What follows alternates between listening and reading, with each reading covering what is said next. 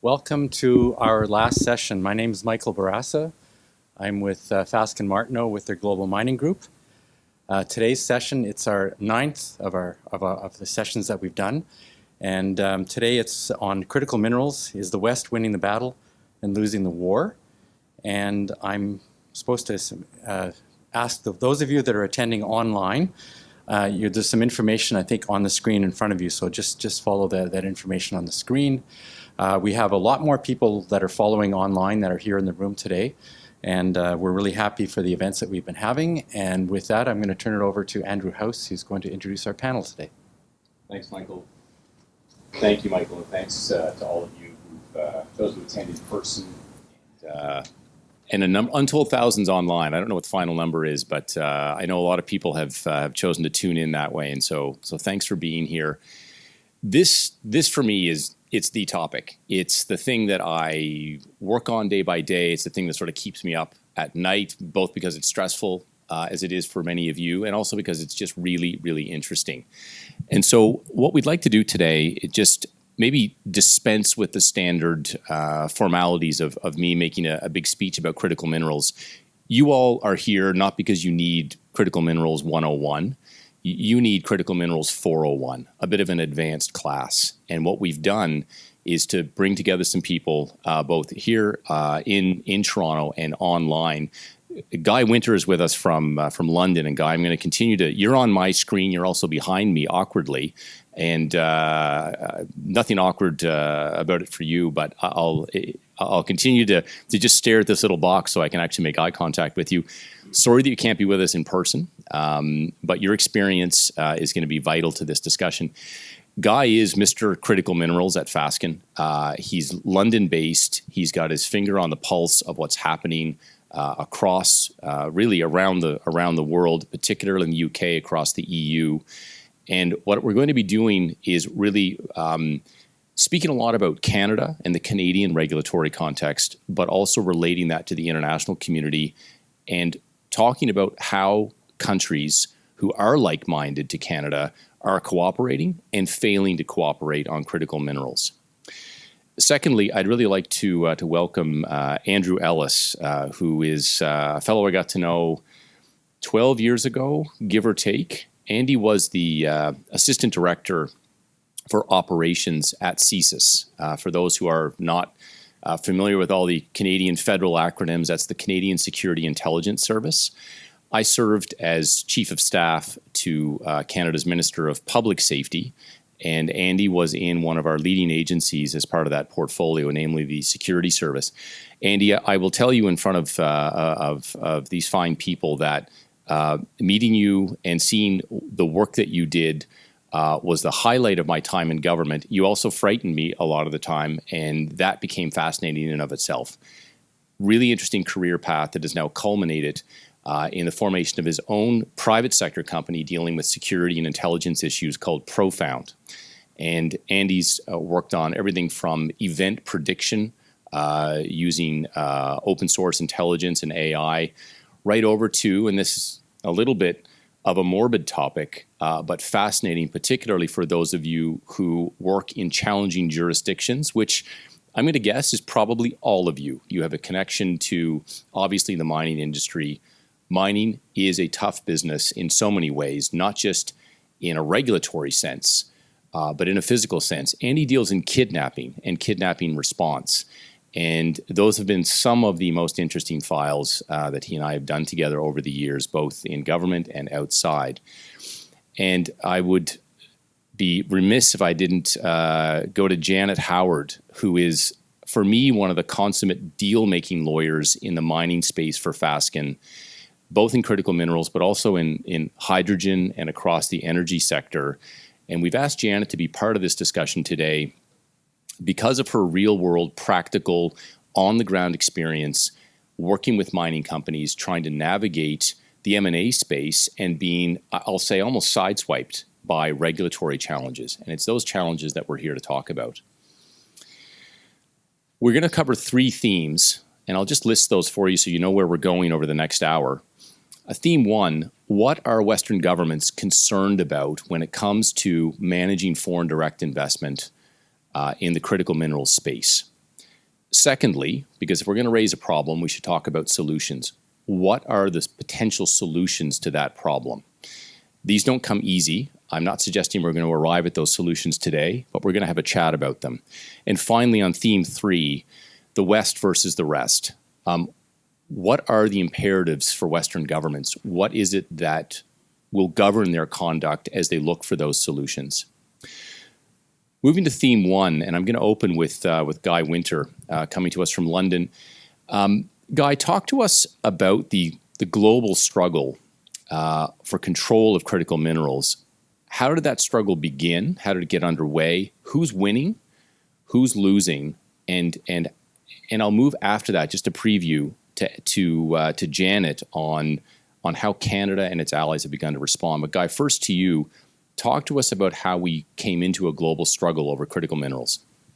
Yeah, thanks a lot, Andrew, and good evening, good afternoon, everyone. Hope you've all been going to lots of lovely parties there in Toronto.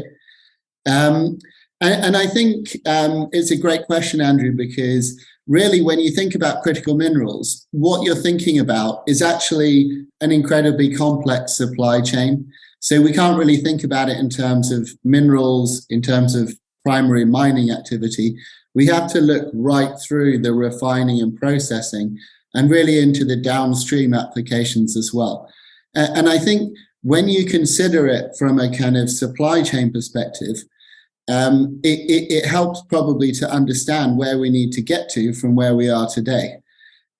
Also, it helps perhaps to dispel the idea that we sometimes have in the West that the current status quo is some sort of sinister conspiracy by China, whereas actually it's a globalization fairy tale. It's a poster child for how people conceived that the world would work. So that all of the dirty, polluting, unpopular, low-margin projects had ended up essentially in China, and all of the shiny consumer products were being made in Europe, the US, and Canada, and other Western countries. And so China targeted an integrated domestic battery supply chain, looking at the ways that it could move up the value chain. And so where we stand today, we're in the midst of an unprecedented revolution in terms of the transition from the internal combustion engine to electric vehicles. It's an incredible opportunity in the battery market. And we find a situation where 75% of all lithium-ion batteries are made in China, where 70% of the production for cathodes is in China, 85% for anodes. And even at the kind of technological level, even Ford's new $3.5 billion plant in the US for lithium iron phosphate batteries uses CATL technology from China.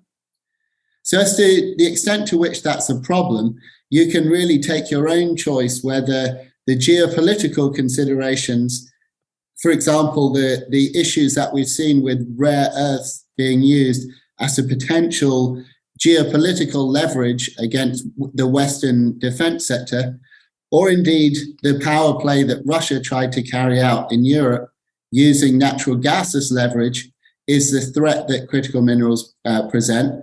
But in any case, there's also a huge economic perspective, because batteries represent about half the weight of an electric vehicle. So you'll be looking to see the supply chain shortened.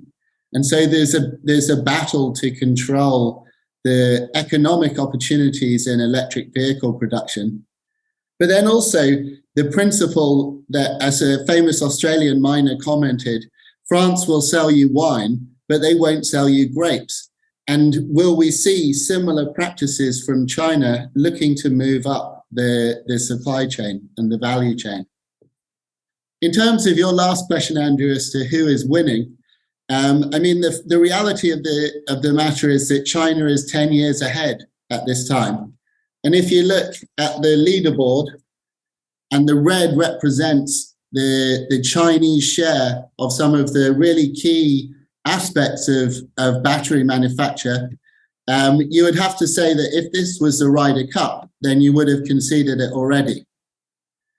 However, the West obviously has some really serious clubs in the bag still, And when you look at the Inflation Reduction Act, for example, that is potentially a really massive game changer and potentially swings the pendulum hugely back towards production of electric vehicles and the underlying supply chain in the United States. And not just the United States, but countries like Canada and Chile, with whom the US has free trade agreements.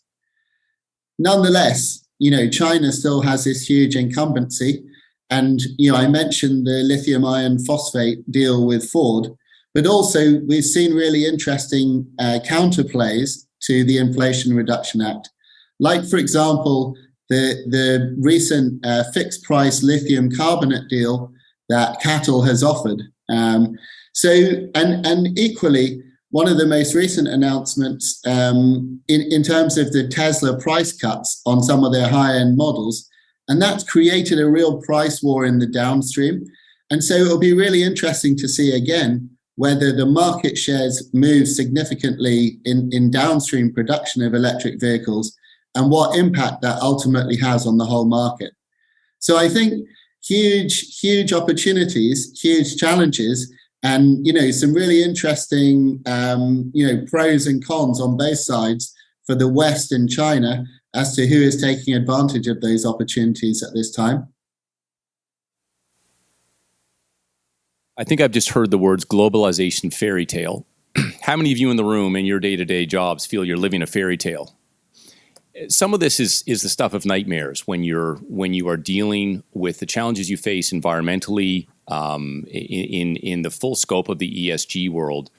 But this new element of national security problems and regulatory interventions by governments around the world, including and especially Canada, so famously recently. Janet, just talk to us about what you think Canada and its allies have done to counter or compete with countries like China. And I think about things like Belt and Road.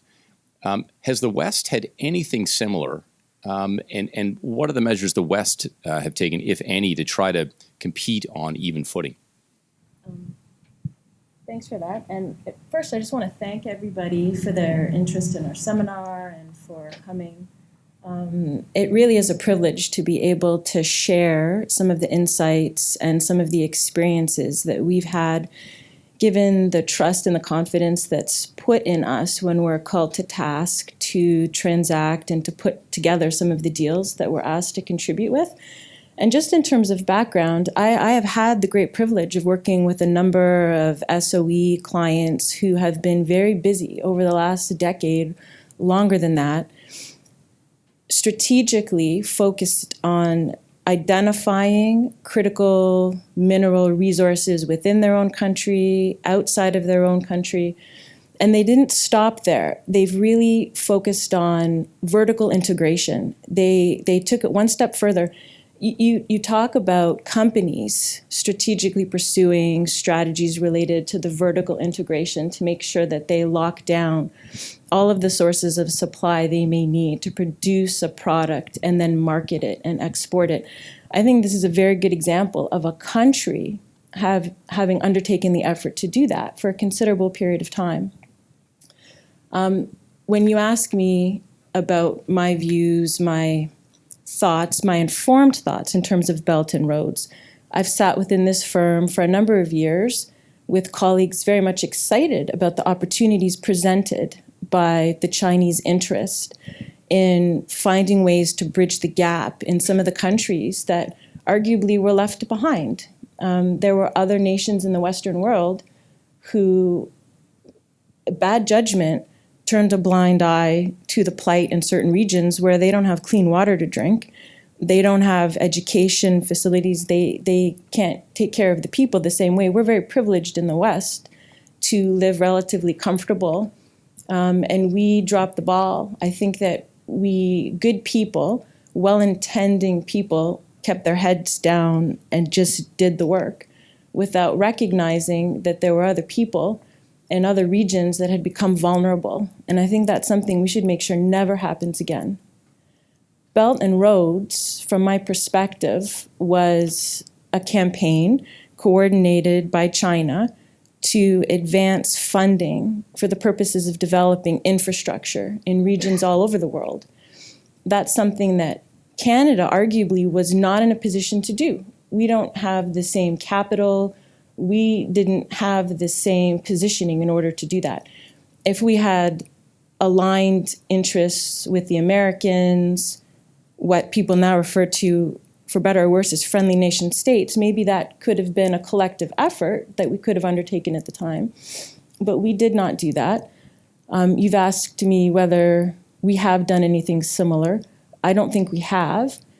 And I'll take it one step further. I'm not sure it would have occurred to some of the regions in the world we're talking about in the West to interfere to that extent in the internal affairs of other nations. If there's a war, if there's a national security risk, I think the Western countries have always been quick to be called to task if there's a need to protect the safety of a region for the interests of protecting the international order.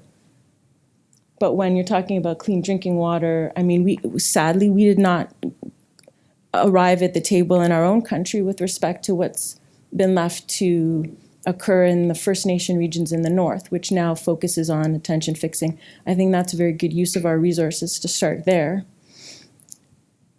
Does that answer the question? You did. You did. Now, I'm just going to turn to Andy Ellis for a moment. Andy, part of the challenge in talking about this issue and talking about the role of China, the role of Russia,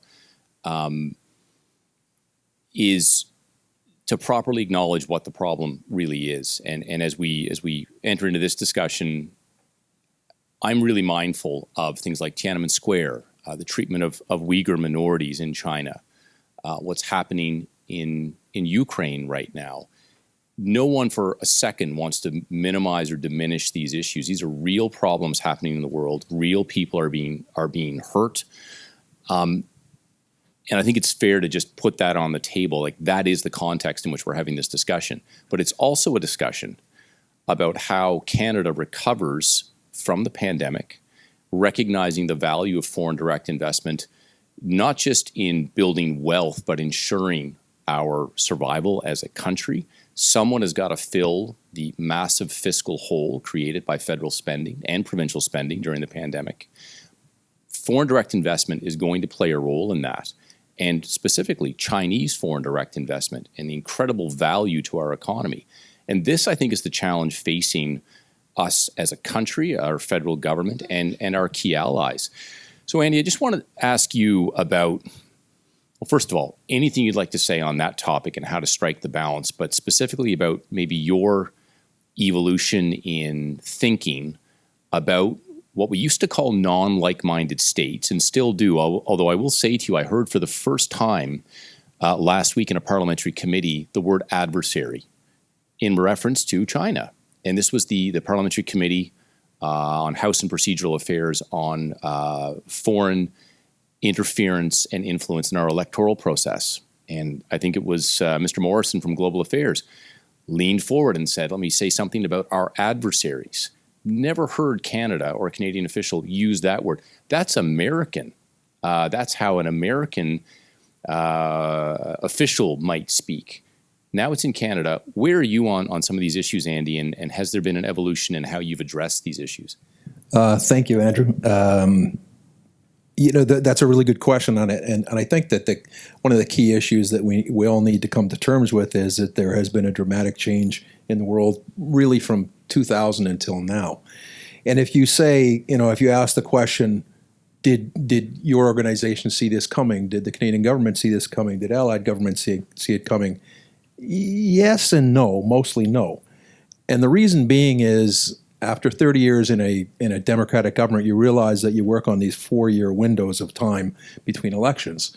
And those 4-year windows, if you go back to the year 2000, was 9/11, then the war in Iraq, then a continued war in Afghanistan, then more changes and more changes, then the pandemic. And here we are now in 2023 trying to adjust to a new reality. And really, arguably people say that the world changed on 9/11. The world changed also in February 2022 when the Russian Federation invaded Ukraine. And to say that, to look at China and say this is one country that's trying to exploit all the opportunities they can get their hands on, that they're going to try and extract all the minerals, they're going to try and be the ones to move it through the industrialization process, I think would be naive. I think every country wants to pursue their own domestic agenda to the best advantage of their own population. And, you know, you asked how has my perception of this thing changed. I guess a few years ago when I was with the service, we were briefing a minister of the Crown on some of the issues that you see currently in the media about foreign influenced activities. And the very quick title on that deck was Houston, we have a problem. And we do. We have a problem because we are naive to it. As you were saying, while the rest of the world was benefiting from the behavior of other states, the very positive behavior of other states, we were focused elsewhere, be it Afghanistan, Iraq, and elsewhere. And we weren't focusing on, you know, developing that capacity, exploiting that capacity. We'd always said to ourselves in countries like Canada, well, we're, you know, the land of milk and honey. We have all the resources we could ever, we just need to exploit it. So there's no worries. We'll get to it. We'll get to it later. We'll get to it later. And using those 4-year cycles that we were talking about, you don't necessarily ever get there because you're always chasing that cycle. And if you would have asked me in 2016, 2017, when I left the intelligence service, what was your perception of Russia and China and, you know, joint ventures or some sort of engagement with these countries in Canada or elsewhere in a joint venture with Canadian corporations, my instinctive reaction would have been, you know, stay away. Do not deal with these people. They're going to steal your intellectual property. They're going to steal your know-how. They're going to get ahead of you, and they're going to be able to produce it at half the price and twice as quickly in the market. Now, having been in the private sector for some time, I realized that I was naive, to say the least, and very single-minded in my approach to that, and I've really reconsidered it because you need to understand it. As we sit today, and we were talking about lithium earlier with Guy, the lithium in the world is not being exploited and extracted in Canada. It's being exploited and extracted elsewhere. So yes, do we need to invest in that? Yes. Is the government planning to do that? Yes, they've done that into 2 and 3 successive budgets. But until we can catch up, we need to engage foreign partners to be able to use and access those raw materials, those critical minerals that are out there that we are not currently getting ourselves. So it's a complex game of catch up. And unfortunately, I think Guy said we're 10 years behind. Yes, but I think that the advantage to the West is, and I think you've seen it in the conflict in Ukraine, is the West can pivot and pivot quickly when it's desperately needed to pivot. We are desperately in a position where a pivot is needed. A pivot is needed to invest in this country, invest in the United States, so that we're not relying on powers that may not be on the same wavelength as we are, whether you call them adversaries or hostile nations or whatever terminology you want to use. But I think we need to understand that the game has changed. But if you said how would your perception change, I think the government needs to look at this situation right now and say, okay, we're behind.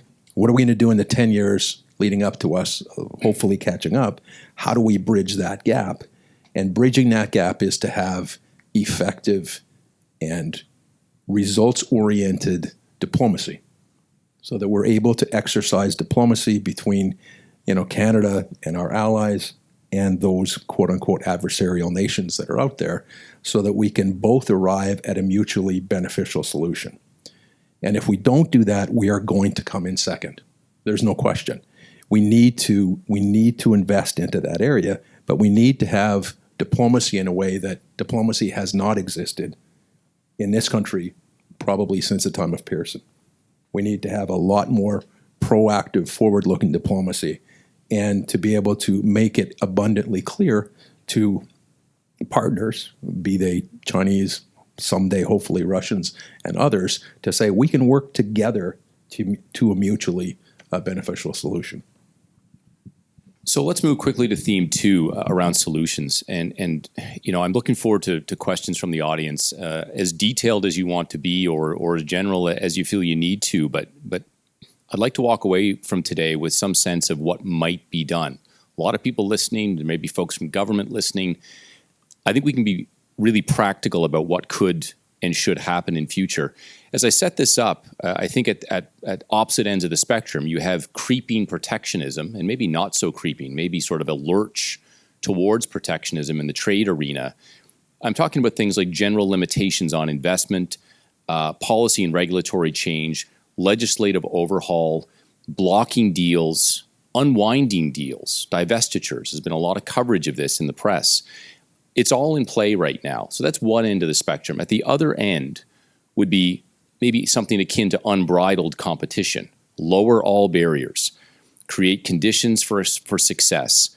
Both of these poles on this spectrum have very significant drawbacks. Some advantages, depending on what your goals are, but very significant drawbacks. And I think what we're looking for here today is a mix of the two, the middle ground. A strong analytical framework for decision making, not a case-by-case basis. I'll just share with you that when you speak to officials in the Government of Canada right now, many of whom, by the way, are highly skilled, of extremely good faith, people looking to do the right thing, the words that come back to you again and again are case-by-case basis. I will have to assess that deal on a case-by-case basis. And on the face of it, it sounds right. Of course you're going to assess it on a case-by-case basis. But the subtext is there is no predictability here. There is no analytical framework within which you can objectively assess a deal based on known characteristics. Why? Because the words national security have no legal definition in Canada, and yet they're in the Act. They're in the Act undefined. We could have a whole separate discussion about rule of law principles, but that is, in my respectful view, a real problem. Andy, how do governments measure threat in this arena? General concerns versus specific allegations. And I'd like to read to you an excerpt from one of the national security guidelines. It came out on the 30th of November, 2022. And it reads as follows, and I'll fill in a little bit of the blanks here. Those subject to influence by hostile or non-like-minded regimes will fall under additional scrutiny. How do we define subject to state influence? And let me ask you the pointed question. Who is not subject to influence by hostile regimes? No one. The answer is no. No one. Everyone is subject to a degree of influence. The difference is it witting or unwitting influence? If it is witting, is it a continuing witting influence? I think the idea that needs to be brought to bear is there needs to be communication. You talked about a lack of predictability. You can turn it on from a corporate point of view. It's very difficult to have strategic planning and tactical planning related thereto if you don't know what the government's position is going to be, if you don't know where they're going to object and when they're going to object. The same exists for the government. When you sit inside the government, you say, okay, I have a problem or I have a potential problem with this particular deal, and you'll get the government to agree with you. And then a very similar deal 2 weeks later, when the political winds have changed in a slightly different direction, you get a very different response for basically the same thing. So the people in the government are saying, I don't know what to bring to you and what not to bring to you. I would suggest to you that the crisis that we're going through, and I have to say it's a crisis right now in Canada, the crisis that we're facing right now in terms of foreign influenced activities, and it is not just China, it is other countries as well, but foreign influenced activities, the government is going to feel it necessary to take these issues more seriously. You saw it last night. And when you take these issues more seriously, you're probably going to see a lot more Investment Canada Act investigations, a lot more digging deeper into the various deals that are taking place on the international stage, both internationally and with other countries in Canada, because there's an expectation that the government's going to be doing more, and there's an expectation that this particular government will be doing more because they're at the center of the storm. So it is very, very difficult for the private sector and the public sector to come together in some sort of concerted effort toward a reasonable solution. The only way this is going to work is through communication. And it sounds kind of, silly and not really a novel idea, but communication is critical. Communication between industry, in this case the mining industry, and the Canadian government needs to be continuous.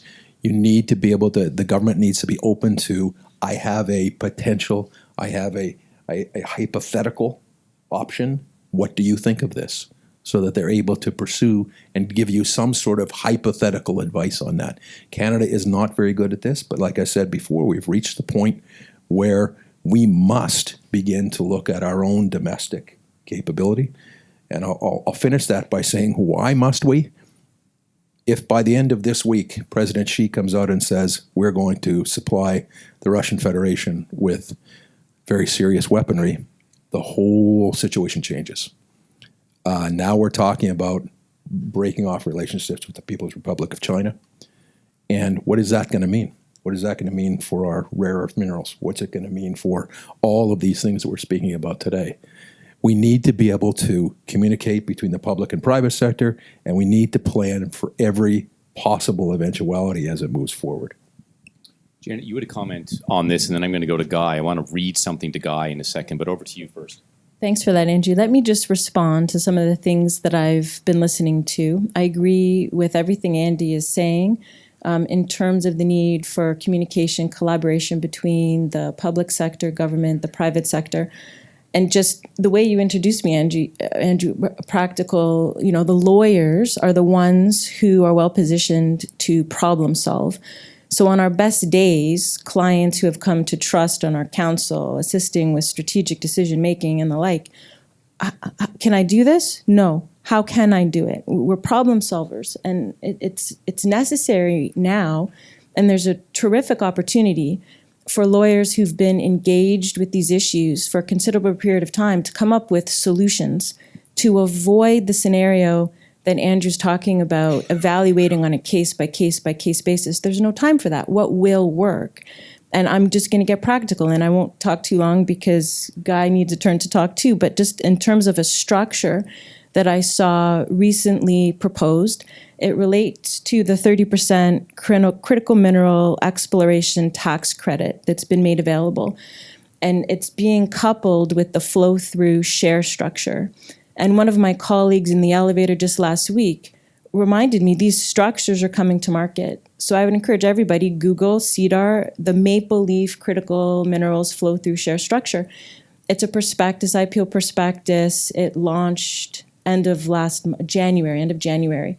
When I read that as a lawyer, that's an IPO prospectus to offer not shares of a corporation, but limited partnership interests in an investment fund.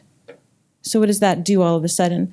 You're not acquiring control over that corporation. It's an avenue through which you can invest capital. It's pure private equity structuring.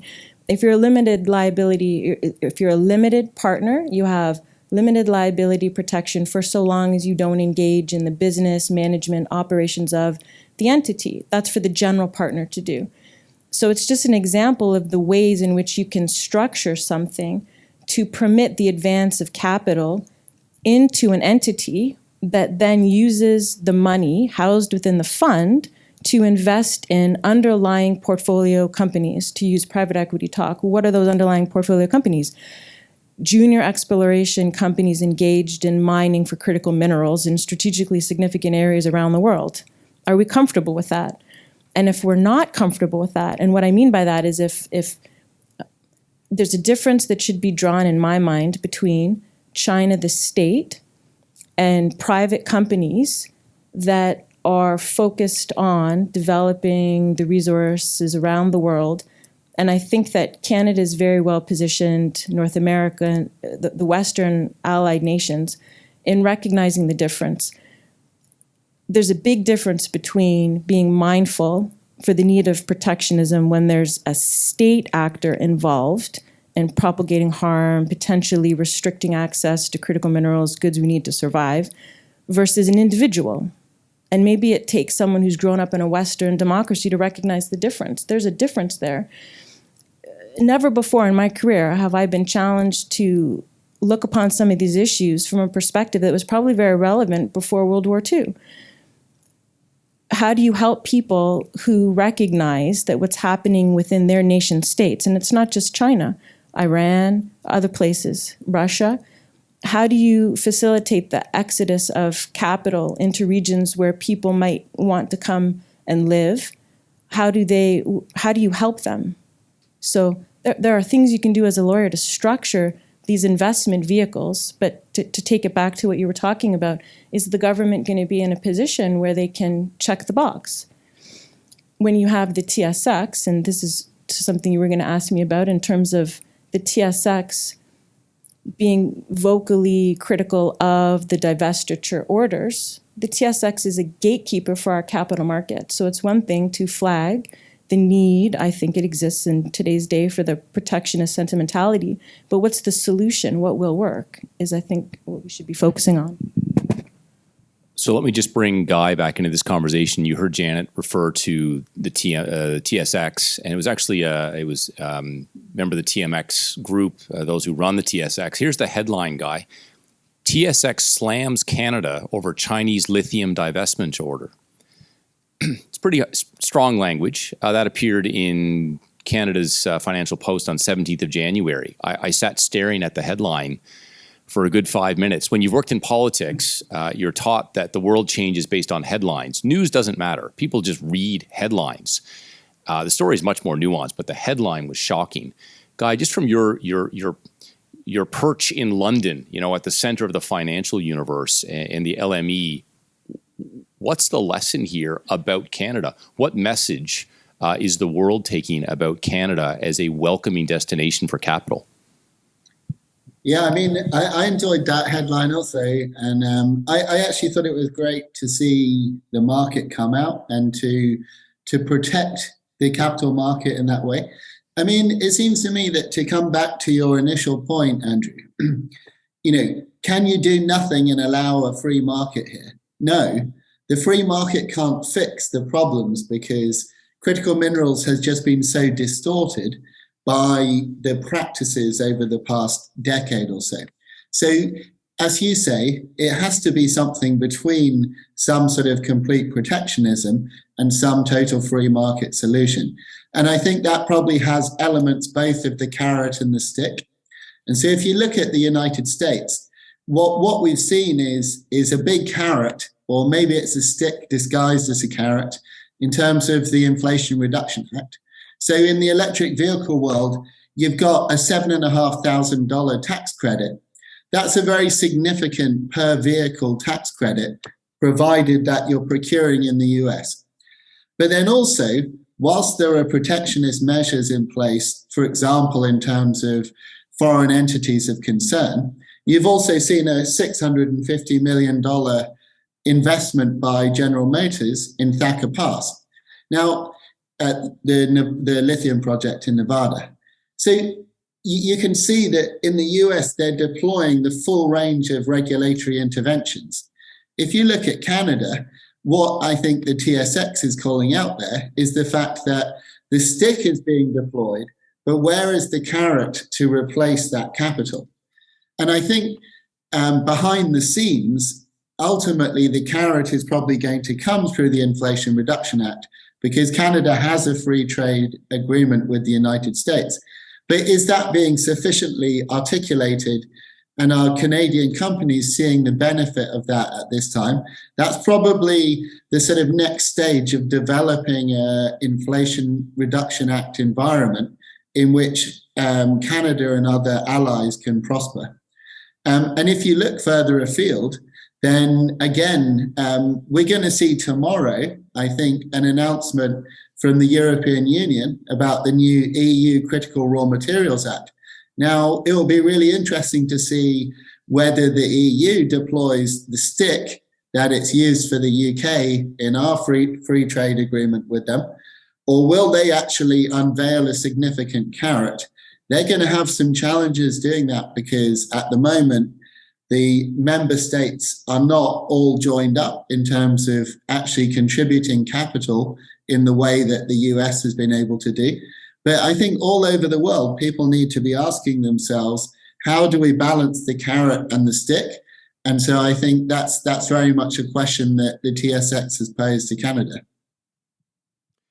So I warned people that this would be Critical Minerals 401, and I'm now going to act on that warning. I'm going to tell you about the Investment Canada Act very briefly. Under the Investment Canada Act, the federal cabinet can approve a deal, can block a deal, or approve a deal with conditions. And it's that middle ground, it's that last scenario that is the sweet spot. No one is arguing, I think, that we can simply have unbridled foreign investment in our economy. But equally, I don't think anyone is arguing that we can simply cut ourselves off from foreign direct investment. It would be hugely problematic for our recovery from the pandemic. So in the classic Canadian way, we are seeking middle ground. That middle ground, if you were to talk about it colloquially, is called mitigation. How do you take a deal that has a certain amount of concern attached to it, and to be really harsh about it, a certain level of threat, and mitigate that threat, take the edge off that threat? That's what we always want when we approach the Government of Canada. I'll tell you, it is very, very challenging to get a conversation with the Government of Canada about mitigation. We've entered into just a binary choice era. It's yes or it's a hard no. Andy, why is that? And let me just preface my question to you by describing some examples of mitigation. Mitigation could be, in the IT world, segregation of your network so that no non-Canadian citizen has access to the secret sauce of the corporation. So protecting your IP, protecting your critical secret sauce information. It could be board membership, where you need to have a certain number of independent directors who are Canadian citizens. Andy Ellis would be a fantastic board member. It could be monitoring for conduct. It could be limitations on the amount of foreign ownership by percentage. There's a very vibrant body of possibility when it comes to mitigation.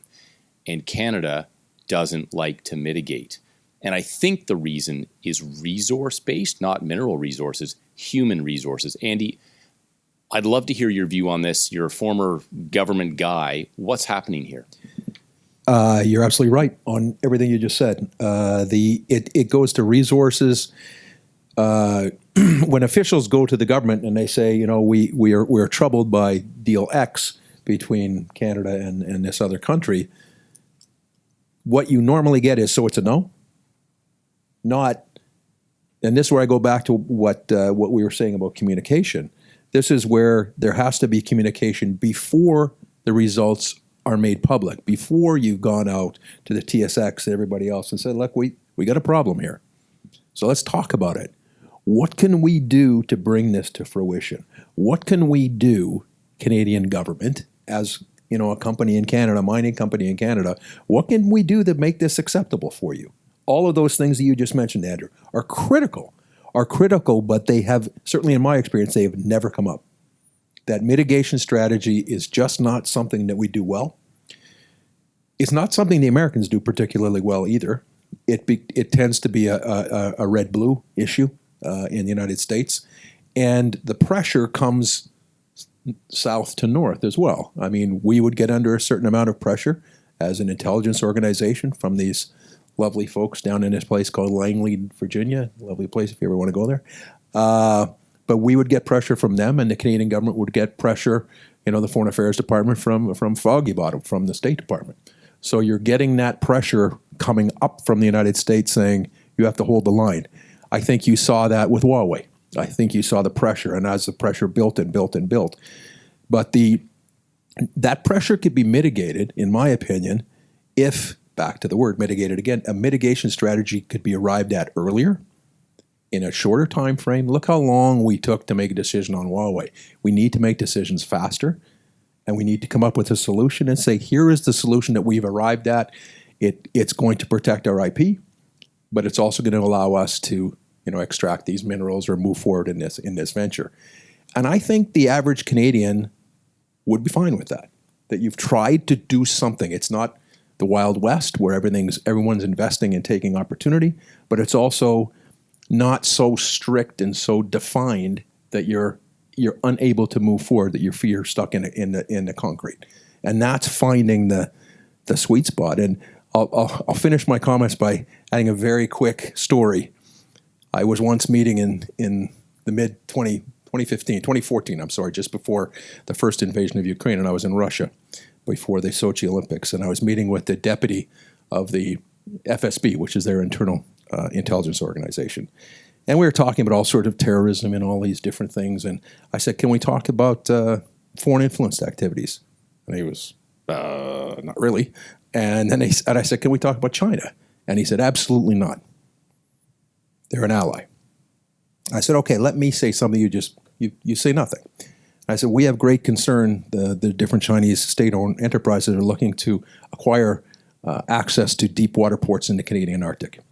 And his face just dropped. He said, I briefed the president on this yesterday. They're trying to do it with us too. So even amongst allies, there's competition. There's competition for access to resources.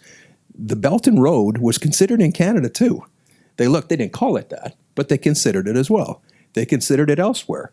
They considered it in Russia, obviously, and they considered it elsewhere, but most advanced economies don't need that. But the vast proportion of the second-tier countries and all the way down desperately need it, and we weren't there to deliver it.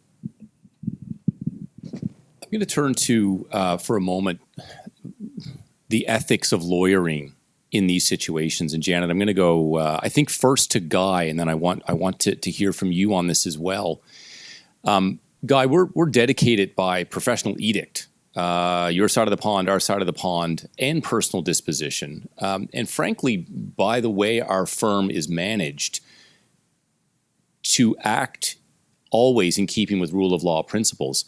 How does that ethic play out in how we do deal making in these circumstances where we are holding, sometimes in desperate tension, the two values we've talked about, which is growing our economy and ensuring that we act not contrary to the national interest, all within the context of client representation. How do you deal with this in your practice? And Janet, I'd love to get your views on this as well. Yeah, I mean, absolutely. We're very much bound as solicitors to uphold the rule of law and proper administration of justice. I mean, but that to us, that is the rule of law, the law in the UK. So we don't have to impose regime change elsewhere. It's not the CIA. So, I think we obviously pay very close attention to the guidance that is provided by our government and by the friendly governments. Certainly, working at Fasken in London, we pay very close attention to the Canadian government's guidance as well. I think it's important to bear in mind, though, that actually rule of law principles are quite applicable to some of the protectionist measures that you see coming in. And so, for one thing, people are entitled to access to justice and to legal advice. The retrospective legislation is very much against, conventional principles of rule of law, and legal certainty, equality, and fairness are really important.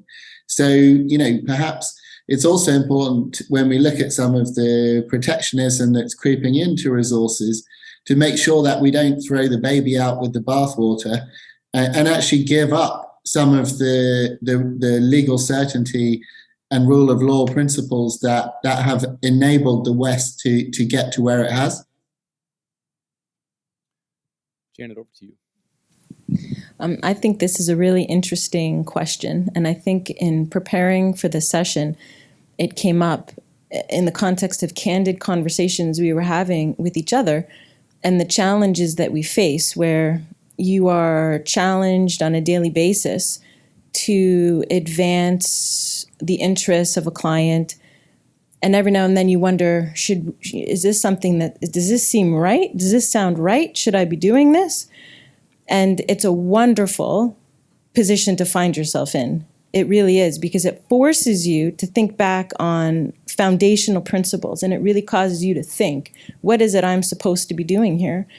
And for the first time, I found myself referring to the laws of professional conduct. Every now and then when we open files, you have to make sure you're not acting contrary to the interests of an existing client. There are a bunch of rules in the manual that relate to duties you owe to a client. So I think it's fair to say, and we've got Martin here and others, I hope I'm going to get this right, but I will speak on behalf of the firm. First and foremost, our duty is to our clients. So when we accept a retainer, we've vetted the client. We've done all of the diligence necessary to make sure that it's a client that is acting in a manner in which we're going to be comfortable advancing their interests on a strategic level. So that's first and foremost. Then there are, we do a great job here. We've established fantastic relationships that are long-term. We've got an institutional base of clients that have been with us for a considerable period of time, and the world changes, things evolve, and the work that we might get called upon to deliver in certain circumstances, now more than ever, you start wondering, where do you go from here? There are rules in the code that I'm referring to. Our duties to a client stop short. We can't act in a way that's illegal. We can't break the law acting in the interest of a client. So there are limits to what we can and cannot do. One of the things I love about our job, often you get called to task, can I do it this way? No, you can't do that, but you can do it this way instead. Instincts aside, I truly think we're talking about an area where it's very complex. It's a complicated matter. There will be money that needs to move around the globe right now and find a home to do good. And we are in a position where we are privileged enough to be able to navigate that. And I've got colleagues who are very smart people, who are very well-intended, who honestly sometimes get stuck on something. Foreign direct investment is bad. Okay, how else are we going to do this? Foreign direct investment. Maybe it shouldn't be a conversation about foreign direct investment anymore. Are there other structures where you could make a nation state a customer for a product? So when you're trying to establish value, a value chain. So look at something that could quickly cause people to focus and think on the Canadian North, the Arctic, Canadian sovereignty, the interests, the circumpolar regions. You've got Russia paired up with China. You've got Greenland. You've got the Americans. You've got the Canadians. How do we explore and protect the interests of the environment, the indigenous communities in the Arctic? What do we do with that? You need power. So how are you going to put power up there? How are you going to put refining capabilities in there before we even start any of that? There are a lot of other actors, strategic partnerships that need to be put in place in order to undertake these efforts in a meaningful, integrated way. So in my mind, there's a lot of distraction, time lost, where you keep the conversation in a very polarizing place, us versus them. Well, that's the Chinese. Who are the Chinese? What are you talking about? Nation states. It used to be in university you'd have conversations around whether or not the nation state really is the defining actor when you're talking about, these sorts of world order principles. But you were asking me about the ethics and you go back to foundational principles and you just sit and you think. And you can find yourself ending up in a place where you can come up with a solution. But hopefully the people who need to buy into that solution, government, regulators, people, our mothers. You did what last week? No, Mom, you can be okay with that because we did it this way, for this reason. It's complicated. And there are people that we have the opportunity to work with who I think are up to the task of finding those sorts of solutions. Thanks for that, Janet. It's not an easy area of practice. Andy, I want to ask you about something that's also not easy. I want to ask you about foreign influence and interference and draw a bit of an analogy to foreign investment. CBC called me last week and I spoke to them and I thought I said something passably intelligent, but when the article came out, there was a young woman who was a Chinese Canadian, and her quote was, and I'm going to paraphrase it, and I hope I do it justice. Her quote was, "When we talk about these issues in Canada, and every time we talk about them, without making clear who the good guys and the bad guys are, it makes it harder for me," she said, "to stand for public office. I get painted with the same brush as the bad guys. I get painted with the same brush as the guys who are trying to degrade Canada's ability to act as a sovereign state." And it struck me, okay, first of all, that's a great quote. That's a lot better than what I said. Why didn't I think of that? But it also drew for me a bit of an analogy to the foreign investment community, where you do have a very real global threat that is out there, however you define it. You have nations who are acting, to draw from our university courses, in a hegemonic way, exercising spheres of influence. But you also have a lot of people who are just trying to make payroll, just trying to develop their claim, just trying to make their way in the world. How do we draw the line? And are we even succeeding at attempting to draw the line between good guys and bad guys? That's a very good question. And I guess I'd put it in a slightly, if you look at realpolitik writ large, it is never black and white, it's shades of gray. And that's the world that we live in. And that those shades of gray turn darker or lighter depending on the time of day, where you are, what the issue is, what this very specific issue is. And, if whether it be Foreign Investment Act or others, that's why we have an independent, elected, and accountable government. That the decision making, as you were saying, that the mother example, you have to, when two siblings are in disagreement, you bring it to your parent and try and find some sort of rationalization and come to some sort of reasonable solution to this thing. And that, I guess it goes to, you talk about foreign influence, and that's why the government, any government in a Western society, can't be under that a threat of influence. They have to be independent. They have to be accountable to the voter, to in this case to Canadians, to make sure that the decisions that they're making are of the best of their ability and in the interests of Canadians, not in the interests of your client, not in the interest of the company, but in the interest of Canada writ large. And that's a very, very difficult and challenging undertaking, but it's not something that we have failed to do in the past. It's something that we have actually succeeded in doing very well, but it's having an understanding and appreciation of that, in being able to come out and clean the surface, that and the confusion and the lack of trust that we may have in our democratic environment now, and moving forward into something that we have faith in the future. And I think that's where it comes. It's all shades of gray. And it's that parental politician that's supposed to make that decision. It's the cabinets of the world. It's provincial politicians, municipal politicians, and federal politicians. And then taking it one step further, creating interlinkages between like-minded nations to say, we need to come up with some sort of strategy that we can all live with. That's and making other people sign on to that. Because if you want to play in this playground, you're going to have to play by these rules that are fair and equitable and reasonable.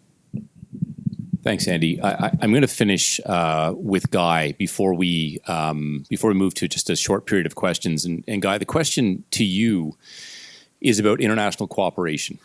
You've been involved in the critical mineral space for years. You're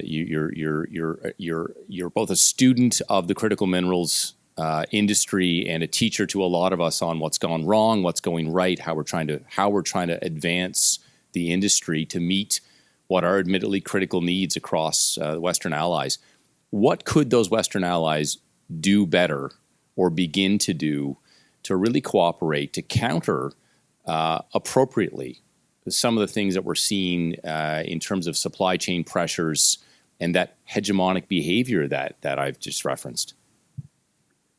Yeah, I mean, I think it's really interesting talking about the Inflation Reduction Act, because to my mind, that is a really effective measure and a decisive measure taken by the United States. But what it has had the unfortunate effect in the short term is possibly fragmenting the outside China response to critical minerals by creating a completely separate sphere of influence between America and the countries with free trade agreements with America, which includes Canada, of course, and Australia. And then Europe and the UK are really excluded completely from that. So at the moment, as a European, the way you feel in an IRA environment is really as though your neighbor has come running down the street and said, there's a flood coming, we better build a defensive wall. You agree that you're going to get up early the next morning and build that wall with him. But when you get up, he's already built it. And so then you think, well, my Canadian neighbors, my Australian neighbors, they've got some bricks. I'll go and build a wall with them. But you realize that they're inside the wall that your neighbor has built already. I mean, that's where we currently stand. That's obviously something that has unsettled people a lot in Europe. We're going to see the response to that pretty soon, I think, in terms of the legislation that's going to come out there. Now, yesterday, the UK and Canada announced a critical minerals agreement, and hopefully some of the people from the UK government are there with you today. Many congratulations to everyone for that. That's the kind of measure that we now need. And I think to your question, Andrew, what we now need is to make sure that the decisions that are made in terms of who are allies and who are like-minded, the political agreements catch up with that. Because the idea that you're going to develop completely parallel supply chains in each of, the Americas, Europe, the UK, that is really going to fragment the ex-China critical minerals supply chain. And so I think it's just sort of catching up with some of that diplomacy that Andy was talking about, and to make sure that we're all pulling together and not, in fact, representing a whole load of very fragmented supply chains. So that concludes the formal portion of this, but I'd just like to throw it open to those of us who have joined us here at Fasken in Toronto. Is there any questions for us in the room? Laura Conkle, thank you for being here. First of all, thank you to all the panelists. This was a fantastic panel. I did have a question that touched upon sort of everything that the various panelists have spoken about. We've spoken a lot about China. We've spoken a lot about national security interests, but going from a transactional perspective, where we're going to see, or what a lot of people have been speaking about over the course of the week, is how critical minerals are evolving such that in the supply chain, the traditional acquirers, which would have normally been mining companies, are going to increasingly be OEMs. And I know this is obviously Guy is nodding his head, but this is something that we're starting to see. We're starting to see a lot of due diligence in this standpoint, and we're really just seeing an evolution of the supply chain. And so I guess my question is, taking aside China, which is something that obviously, Janet and others have really touched on, I think that was the concern that a lot of policy considerations dealt with. But on a go-forward basis, especially if we're looking at European manufacturers and OEMs and American OEMs, could we maybe walk through, and I know, Andrew, you spoke about Investment Canada Act considerations, but in the US, for example, you have antitrust concerns, you have hell and high water divestiture, which for those in the room means that the US government can effectively tell somebody that they need to literally divest an entire silo of their business if they want a deal to go through. So I think Antitrust and Competition Act, Investment Act, that's going to be forefront. And I know there isn't as much legislation from a US, European OEM standpoint, but if we start looking at all these companies listed on the exchanges, can we walk through what that might look like, or if we have a sense of where that might be heading in terms of some of those key pinpoints, dealing with not the traditional China adversary, but really an ally? And do we think that that's going to end up being something that we're going to start regulating as well against? Guy, do you have a view on this? This sounds like a Guy question, and I'll leave it open to others if they want to chime in. No, I think it's really fascinating because obviously competition antitrust law has developed concepts of vertical integration, And I think we're going through a period where there's a kind of assumption in some ways that to force the OEMs into greater vertical integration is in our kind of respective national interests. But are we kind of rushing, out of the frying pan into the fire, in the sense that traditionally fully vertically integrated corporations have had a distortive effect on the market themselves? And so I think it's really important to consider the impact on competition of creating a fully integrated giant, especially where there's such significant incumbency as, for example, we see with Tesla in electric vehicles. So I think that we're probably at the moment, we've seen the moves that General Motors have made, that Stellantis have made in copper mining. I think investors are also going to start asking whether they really want to see OEMs getting into the mining business directly. I mean, mining is, as Andrew referred to earlier, it's a pretty risky business, and you don't really see mining companies, staking the ranch on one asset to the extent that some of these deals have done. So I think that's a conversation that both at a regulatory and investor level we're going to see coming next. At the moment, I suspect that there has been a political impetus to make some of these deals happen, supported by governmental interest. But as to whether that is the sort of long-term blueprint, I think that remains to be seen. Thanks for that, and we are short on time, but I see there is a question in the back, and we may take one more, and then we'll have to wrap and get people to their reception to follow. Hi, my name is Juan Sonoda from Beretta Godoy, Argentina. Thank you for the very interesting presentation. As an Argentine mining lawyer, I have seen several Canadian companies selling their lithium assets to Chinese companies. And the truth is that it happened because the Chinese paid the best price. So with the intervention in the market by Canada through the security review, arguably you can say that that intervention has lowered the price of our assets. So do you think that this will be effective in the long term? And also, is there an alternative? Can Canada, for instance, help their investors to compete with the Chinese in price? What do you think about that? So I'm going to boldly, as moderator, take first crack at this, because I think this is a fascinating question. And I think there is an answer, at least in part. When you look at Canada's jurisdiction over properties that are not within Canadian territory, there is in our law very, very few options for exerting control over those properties. Why would there be? Why would Canada have an ability to control what happens on the ground in Argentina? And so your question is very well placed. The answer, I think, is we have almost nothing to say about what happens on the ground in Argentina. It's a sovereign state.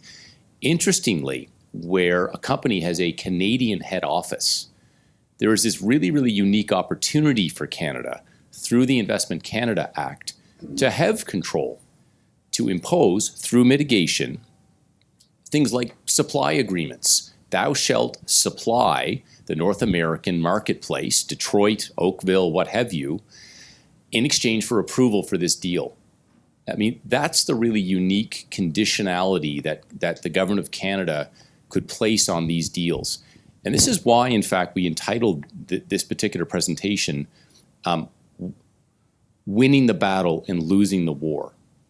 And look, there's all kinds of values at play here. And I think that those who are involved in this discussion in the private sector, the private bar, in government, everyone is acting in good faith.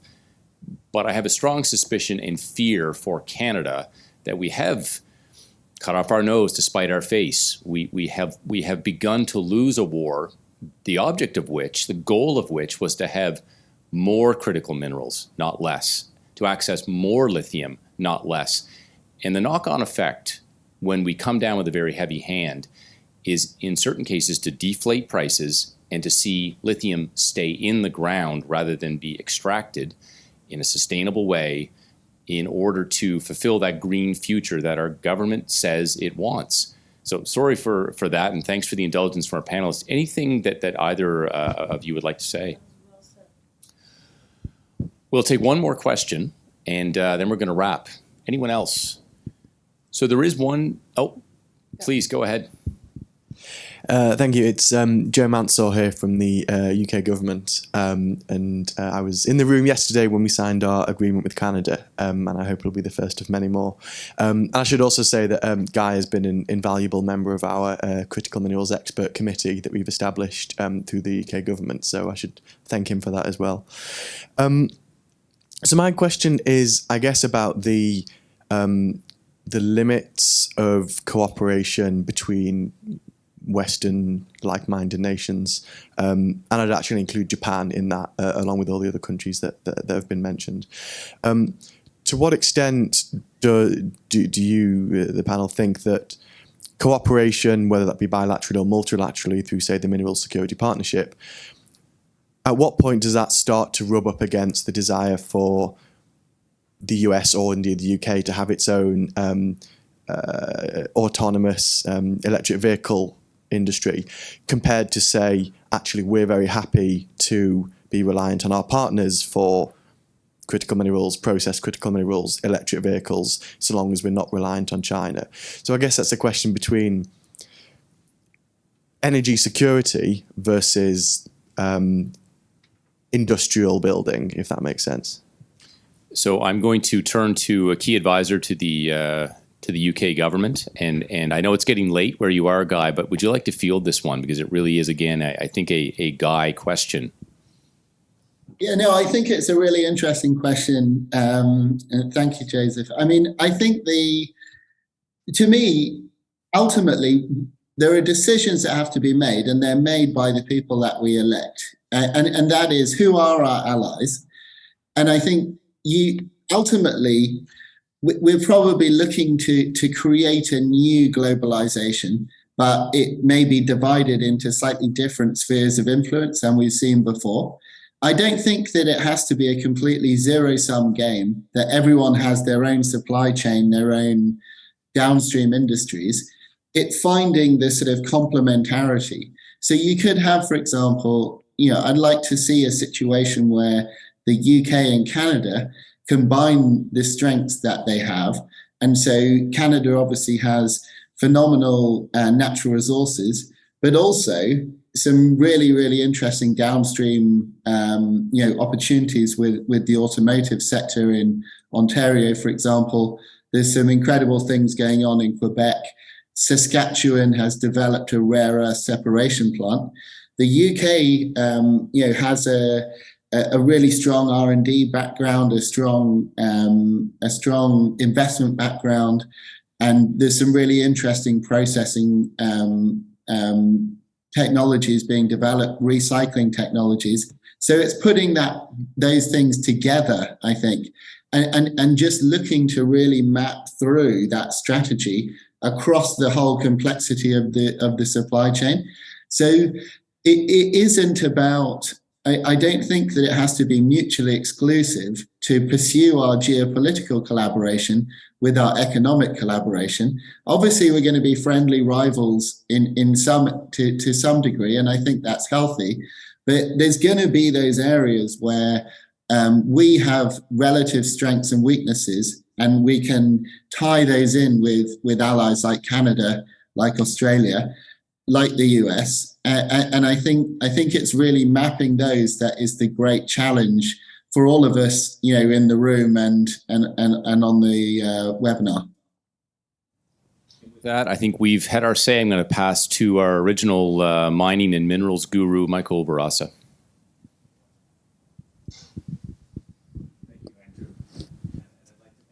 Andrew and Janet and Andy and Guy, who's probably peering behind me on the screen.